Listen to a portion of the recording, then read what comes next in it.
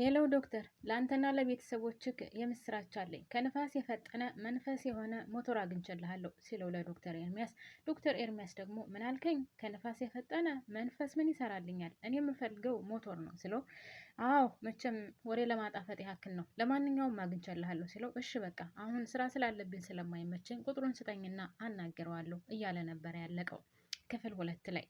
ውድና የተከበራችሁ ቤተሰቦች ይህ ቪዲዮ የሚደርሳችሁ ሁላችሁም ፕሌስ ፕሌስ ፕሌስ ላይክ ማድረጋችሁን አትርሱ። አዲስ የሆናችሁ ሰብስክራይብ እያደረጋችሁ በያላችሁበት ሰላማችሁ ይብዛልኝ። ስለምታበረታቱኝም ከልብ አመሰግናለሁ።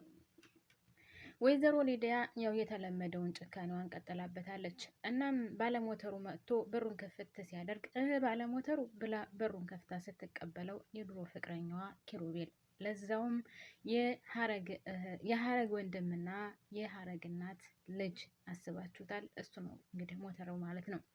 እናም እሱ ደግሞ አውቆ ፈልጎ የመጣበት ስራ ነው። ነገር ግን እናትና እህቱ እዛ መኖራቸውን አያውቁም። እናም እሺ ባለሞተሩ ብላ ክፍት ስታደርግለት ፊት ለፊት ማንም ብታይ ጥሩ ነው ኪሩቤል የድሮ ፍቅረኛዋን። ከዛ በጣም ነበር የደነገጠችው። እንዴ ምን አመጣህ አንተ ደግሞ ስትለው፣ አንቺ የሰራሽኝን ስራ ለመበቀል እናቴን፣ እህቴን፣ የእህቴን ደም ጠብታ ያበላሸሽውን ገንዘብ ለመመለስ ሲላት፣ መቼም ያበድክ አይመስለኝም አይደል? ተረጋጋ ስትለው፣ በፍጹም አልረጋጋም፣ ያደረግሽውን ሁሉ ወይም የወሰድሽውን ገንዘብ እንድትመልሽልኝ ወይም ልበቀለሽ ነው የመጣሁት ይላታል። እናም ካሁን በኋላ እሾክ ነው የምሆንብሽ አንላቀቅም ሲላት፣ ድንግጥ ብላ ወደኋላ መለስ ስትልና፣ አንተ ወሬኛ ምን አባት አመጣለክ? ምንም አታመጣም ጉራ ብቻ ብላው ወደ ቤት ትገባለች። ከዛ በር ላይ ቆም እንዳለ ማዘርዮ ትመጣለች። እና ማዘርዮም ወደ ውጭ ልወጣ ስለነበረ ልክ ልትራመድ ስትል የሆነ ነገር ይመታታል። እንዴ ምን ነው ማዘርዬ? ወዴት ሊሄዱ ነው? የት ሊሄዱ ነው? ምናምን ብሎ እሱ ስላወቃትኝ፣ አይ ወደትም ማን ነበር ያልከኝ ስምክን ስትለው ብሎ ስትለው፣ አይ ዋሲሁን ነኝ ማዘር ይላታል ማለት ነው። ከዛም የእርጅና ነገር በደንብ አልሰማሁም። ይሁን እሺ በቃ ቻው እሺ እኔ ልሂድ ትለዋለች።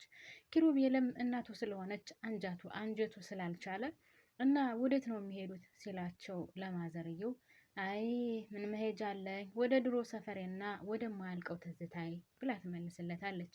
እሱም ምን ሲላት፣ እሱን አለፍ ብላ በቃቸው አመሰግናለሁ ብላ አለፍ ብላ ስትሄድ እግሯን የሆነ ድንጋይ ነገር ይመታታል። እናም እሱ ሞቶሮ ላይ ቁጭ ሊል የነበረ ልጅ ከዛ እማ ብሎ እየሮጠ ሄዶ እንቅ አድርጎ ቀፍ ያደርጋታል ማለት ነው። ከዛም ቆም ብላ በራሷ ልትንገዳገድ ብትልም አልቻለችም። እቅፍ አድርጎ ሞቶሮ ላይ ያደርጋታል ማለት ነው።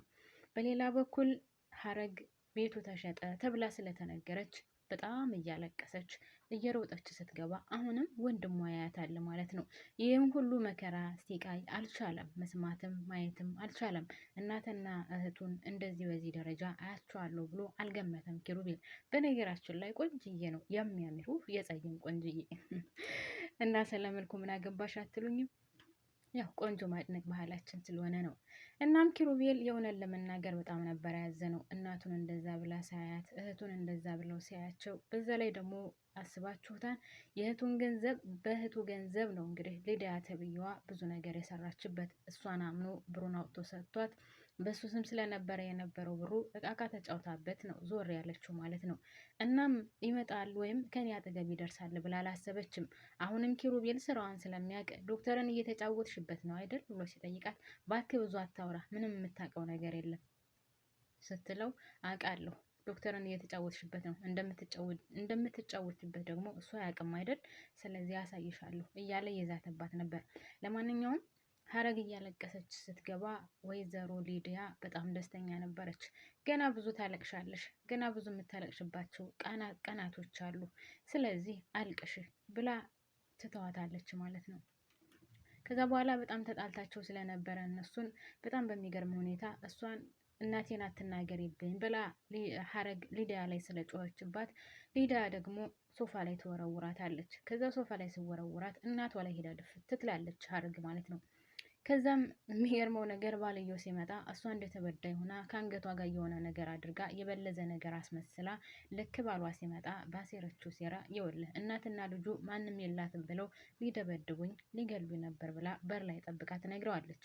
እሱም እውነት መስሎትኝ እንዴት እንደዚህ ሊሆን ይችላል? በፍጹም ሊሆን አይችልም ብሎ ተናዶ ወደ ውስጥ ሲገባ ሀረግና እናትየው ሻንጣቸውን አስተካክለው ለመሄድ ቆመዋል ማለት ነው። ምን እየተፈጠረ ነው ያለው ነገር እኔ አልገባኝም ማዘር ብሎ ሲጠይቅ ሀረግ ቶሎ ብላ አታስብ፣ ጭንቅላትህን በመጥፎ ነገር እንዳማረዘው፣ አንተ በጣም መልካም ሰው ስለሆንክ በመጥፎ ነገር ተረድተህ ጭንቅላትህን እንዳትማረዘው፣ አንተ መልካም ሰው ነህ፣ ስለዚህ እሷ ያለችህን ሁሉ እንዳትረዳ ስትለው እናትየው ደግሞ አይ ዶክተርዬ ልጅን ልገለብኝ ነበር እኮ ስትለው በጣም ተናደደና እሷ የምትለኝ ግን ሌላ ነገር ነው ብሎ እጁን ሲያመለክት ከኋላ መጣችና በእጇ ታጨበጭባለች። እናም ስታጨበጭብ ምን እያልክ ነው ያለኸው ዶክተር? ምን እያወራህ ነው ያለኸው ዶክተር? በቃ ከዚህ ቤት መሄድ አለባቸው እንዴ ውሸታሞች ናቸው። በቃ አያገባኝም እኔ ከዚህ ቤት ይውጡ ስትለው እሱ ደግሞ ወደዛ ጎተታ አድርጎ ይዟት ወጣና ለምንድን ነው እንደዚህ የምትዩ? ለምን እንደዚህ ትናገሪያቸዋለሽ ብሎ ሲላት በቃ እኔ የምልህን አሰማም እንዴ ከዚህ ቤት መውጣት አለባቸው ምን ይሰራሉ ትለዋለች። እናም እሱም ደግሞ በፍጹም አይሆንም ይሄ ነገር ሊሆን አይችልም ይላታል ማለት ነው። በጣም በሚገርም ሁኔታ ገንዘብ ያለው ሰው ግን በጣም አረመኔ፣ ጨካኝ፣ ክፉ ነው።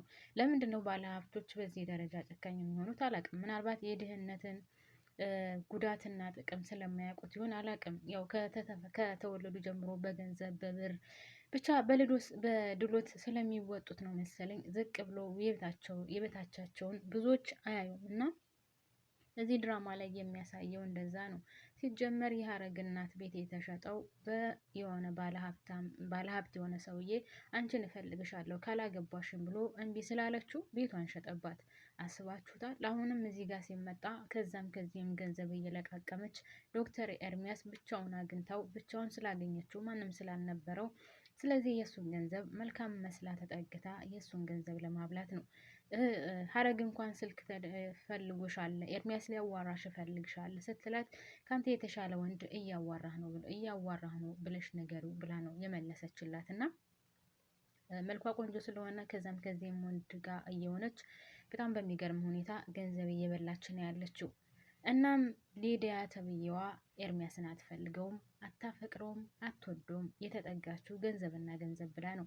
ንግግሯ ራሱ በጣም የሚደብር ነው። እነዚህ ደሃዎች፣ እነዚህ ከካሞች የእነሱ ከክ ማራገፊያ አይደለንም፣ ከቤት ወጥተው መሄድ አለባቸው ነው እያለች አለችው። እነዚህ በሽታቸው የማይለቃቸው ነቀርሳዎች እያለች ነው የምትናገራቸው። እና የእውነት አንዳንድ ጊዜ በትክክለኛው ህይወትም ድሃ ስትሆኑ በጣም ብዙ ነገር ትሰማላችሁ። በጣም ብዙ ነገሮች ለእናንተ ክልክል ይሆናሉ። ለሀብታም የተፈቀደው ለድሃ ግን ይከለከላል። የሚገርም እኮ ነው። ኃጢአትና ኃጢአት ያልሆነውን እንኳን በሀብታም ላይ እንደምንም አያዩትም። ድሃ ላይ ግን ስታዩት በሚገርም ሁኔታ እንዴት እሱ እንደዚህ ያደርጋል የሚሉ ሰዎች አሉ። እና ህይወት እንደዚህ ናት። አንዳንድ ጊዜ ባሰብነውና ባለምነው ወይም ባቀድነው ሳይሆን የሚሄደው እሷ በመራችን ቦታ እሷ በፈለገችው መንገድ ነው የምትመራን። እናም ሀረግ አረብ ሀገር ነበረች። አረብ ሀገር ተሰዳ የምትሰራባቸው ሰዎች መጥፎ ስለነበሩ እዛ መኖር ስላልቻለች ብዙ ተመልሳ ከሀገሯ ገብታ ለእናቷ ለማሳለፍ ደፋ ቀና እያለች የምትሰራ ናት። ኪሩቤል የት እንደገባ የማይታወቀው የእህቱን ገንዘብ ካበላሸ በኋላ ነው። እሷ ከአረብ ሀገር ስትመጣ አንድም ቀን ያገኛት አይመስለኝም። እሷ እንደመጣች ነው የጠፋው። ምክንያቱም የእሷን ገንዘብ ስላበላሸና ስላጠፋ የእሷን አይነ ቀና ብሎ ማየት ስላልቻለ ቤት ጠፍቷል። ነገር ግን ጠፍቶም ሊጠፋ አልቻለም። ይኸው አሁን እናትና እህቱ የት ቦታ እንዳሉ ወይም ምን እያደረጉ እንደሆነ ከማን ቤት እንደተቀመጡ ያውቀዋል። ገንዘቧን ለእሷ አፈቅራለሁ ላላት ለሊዲያ ሰጥቶ የእህቱን ገንዘብ ለሊዲያ ሰጥቶ ገንዘቡን ከጨረሰ በኋላ ነው እንግዲህ እዚህ ውስጥ የገቡት ማለት ነው።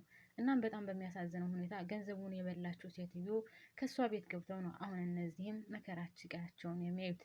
ሊዲያ ታውቃለች፣ እነሱ ግን አያውቁም። ለምሳሌ ሀረግና እናቷ ሊዲያ የኪሩቤል ፍቅረኛ እንደነበረች በፍጹም የሚያውቁት ነገር የለም። እሷ ግን ስለምታውቅ ነው ሀረግን ራሱ በዚህ ደረጃ የመጣላት ማለት ነው።